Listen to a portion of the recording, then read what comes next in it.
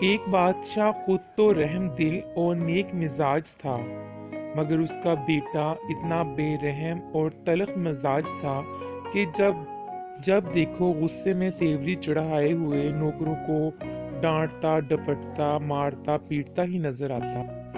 بادشاہ کو یہ خبریں پہنچی تو بہت رنج ہوتا، بتھیرا اشاروں میں سمجھاتا، مگر بیٹے پر ذرا اثر نہ ہوتا۔ تھوڑے عرصے بعد شہزادے کے ہاں لڑکا پیدا ہوا۔ اتفاق دیکھیے کہ اس کی خدمت گار کے گھر بھی عین اسی وقت لڑکا ہوا۔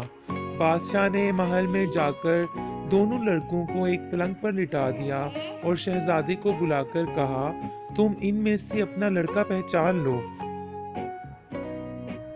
شہزادے نے دونوں لڑکوں کو ایک ساتھ دیکھ کے جواب دیا، میں تو نہیں پہچان سکتا۔ باپ نے کہا، کیا غریب اور بادشاہ میں کوئی فرق نہیں؟ شہزادے نے کہا، مجھے تو کوئی فرق نظر نہیں آتا۔ باپ نے فرمایا، بے شک کوئی فرق نہیں، اور جب خدا نے کوئی فرق نہیں رکھا تو تم کیوں فرق رکھتے ہو؟